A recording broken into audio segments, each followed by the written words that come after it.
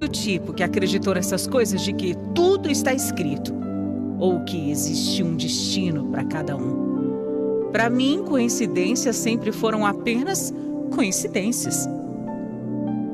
Até que minha vida esteve por um fio. Eu estava noiva. Vestido escolhido, data marcada, convites enviados. Eu me sentia a mulher mais feliz e realizada desse mundo. Eu e o meu noivo estávamos juntos há quase 8 anos e eu sempre soube que ele era o amor da minha vida. Naquela época, eu respirava casamento e acordava e dormia pensando nesse grande dia. Até que eu descobri. Descobri vendo com os meus próprios olhos. Eu vi mensagens. Eu vi fotos, eu vi vídeos. Eu vi o homem que me dizia o tempo todo que me amava. Eu vi que ele tinha outra. E não era outra qualquer, não. Era uma conhecida minha.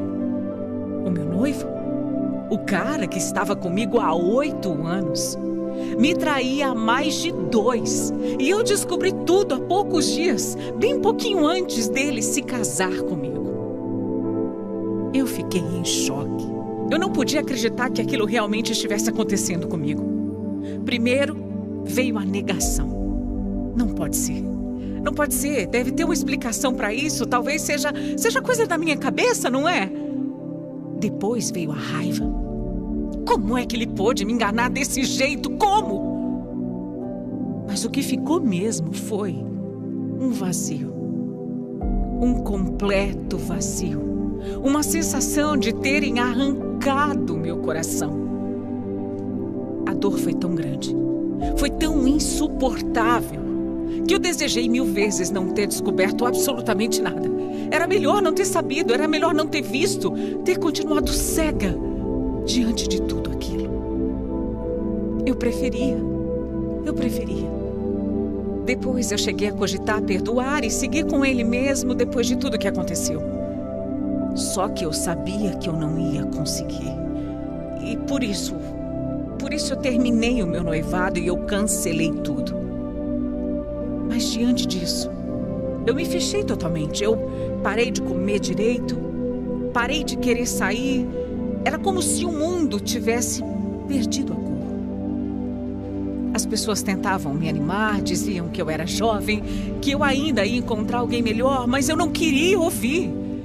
Eu não queria. O que eu queria era ele.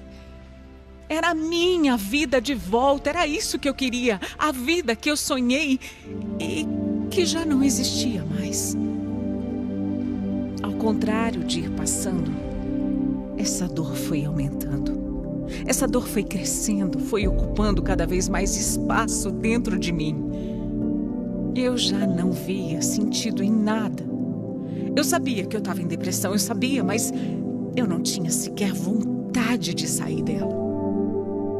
Eram dias e mais dias fechada no meu quarto, sem tomar banho, sem trabalhar, sem comer. Nessa fase eu morava com a minha mãe e eu ficava morrendo de dó dela, porque eu sabia que ela sofria de me ver assim. E aí eu me sentia ainda pior por estar fazendo quem eu amo sofrer também. Mas era mais forte do que eu, entende? Um dia eu cheguei ao fundo do poço. Eu não via mais esperança e por isso eu decidi que era hora de acabar com tudo. No auge do meu desespero, eu decidi que eu não queria mais continuar. Eu saí de casa pela primeira vez em 4 meses. E eu fui até uma farmácia.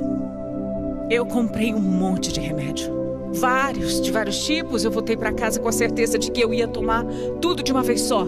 Porque eu não aguentava mais, eu não queria mais, eu não queria. Mas quando eu cheguei, a minha mãe estava com um homem em casa. Era um desses técnicos que vem instalar a internet, alguma coisa assim, sabe? Ela tinha contratado serviço e quando eu cheguei, com uma sacola cheia de comprimidos escondida na minha bolsa, eu dei de cara com eles. Poucos minutos depois, a minha mãe recebeu uma ligação e disse que precisava sair. Ela sabia que eu não estava bem naqueles dias, mas pediu que eu acompanhasse o rapaz, que ainda não tinha terminado o trabalho dele. Eu não queria. Eu não queria ninguém ali, eu não queria falar com ninguém, mas eu não tive escolha. Eu sentei no sofá, já impaciente, enquanto ele mexia nos fios. Eu só pensava nos remédios que estavam na minha bolsa, era só isso que eu queria fazer. Quando ele terminou, ele veio me pedir um pano para dar uma limpada onde tinha feito a sujeira. Eu disse que não precisava se incomodar, que era para deixar lá, só que ele insistiu. Por favor, moça, deixa, eu não quero deixar essa bagunça. Tá tudo bem mesmo, eu te agradeço, mas pode ir, pode ir. Não, deixa, é que... Moço, moço, peraí, você tá bem? Tá tudo bem, é que... Eu acho que foi só uma tontura. Tá calor demais hoje. Senta aqui, moço, senta aqui. Não, tá tudo bem. Meu Deus, você tá branco, tá transparente. Tá tudo bem, eu só preciso um copo d'água. Por favor, um copo d'água.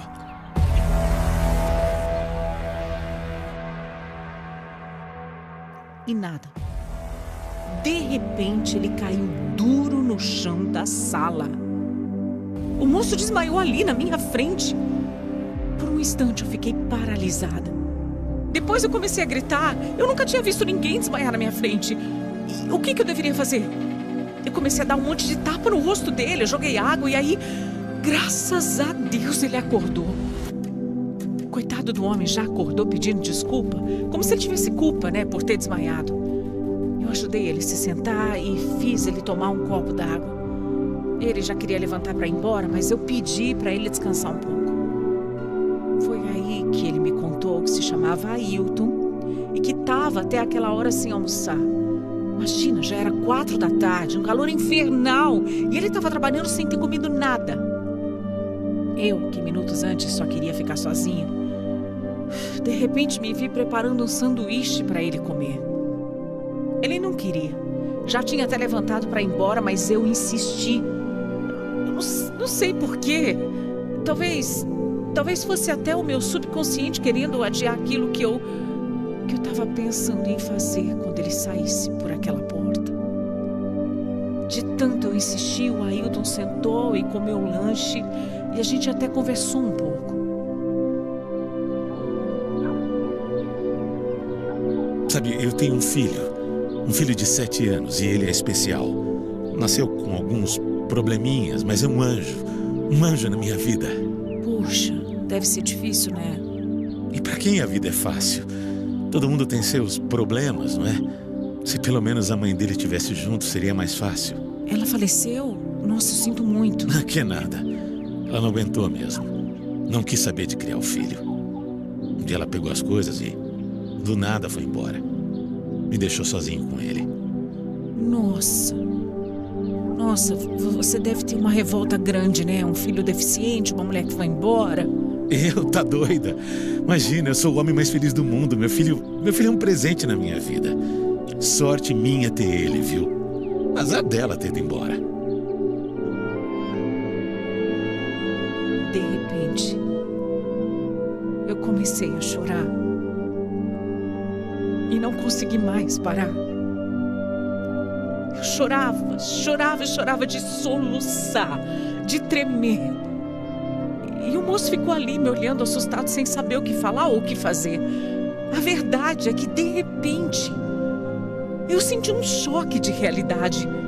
Eu não sabia se estava chorando por ele, pela história dele, pela minha própria vida, por tudo que eu tinha perdido, por tudo que eu pensava em fazer comigo mesma, ou se era pelo simples fato de perceber que, enquanto eu me afogava naquela dor, enquanto eu me sentia a pessoa mais miserável desse mundo, existiam pessoas que tinham motivos de sobra para poder desistir, mas só que elas continuavam, elas escolhiam continuar, e com um sorriso no rosto ainda por cima.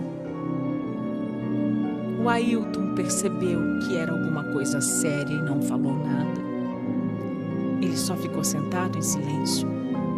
Mas a simples presença dele me transmitia tanta paz. Naquele momento eu percebi que ainda tinha muita coisa para aprender. Aquele homem desconhecido que caiu no chão da minha sala talvez fosse a resposta que eu estava procurando sem nem saber.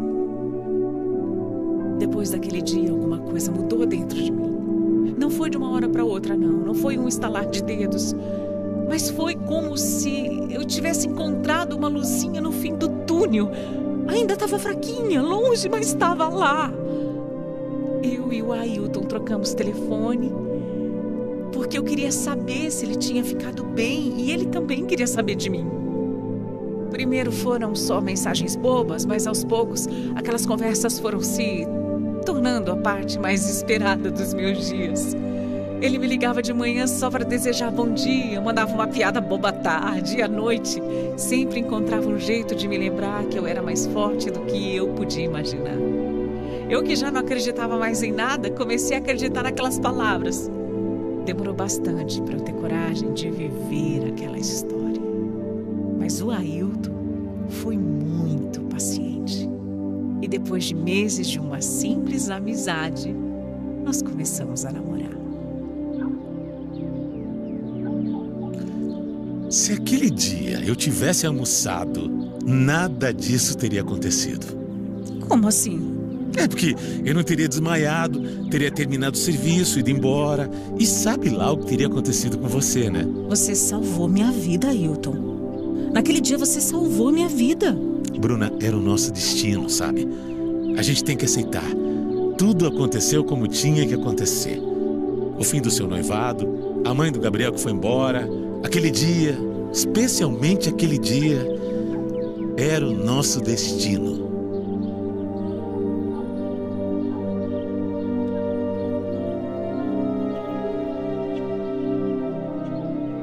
O Ailton foi a minha tábua de salvação. Foi o meu milagre. Ele apareceu justamente no dia em que eu tinha decidido desistir e me mostrou que ainda havia vida dentro de mim. Hoje, nós moramos juntos. E além do Ailton, que foi e ainda é o meu anjo, eu tenho o Gabriel, filho dele, que é o meu anjinho e que me deu mais motivos ainda para viver e ser feliz. Eu nem consigo acreditar que um dia eu pensei que era melhor acabar com tudo. Eu nem consigo acreditar que eu chorei por um homem que nunca mereceu meu amor. Hoje eu entendo que às vezes a vida precisa nos quebrar para que a gente descubra forças que nem sabia que tinha. Eu precisei chegar no fundo do poço para enxergar que ainda tinha um caminho de luz esperando por mim. O amor não chegou do jeito que eu sonhava, com vestido branco, véu, grinalda. Ele chegou de um jeito torto, inesperado, no mesmo dia em que eu tinha decidido desistir. E talvez seja exatamente isso que torne a nossa história tão especial. Se tem algo que eu aprendi com tudo isso é que nunca, jamais devemos desistir. Porque a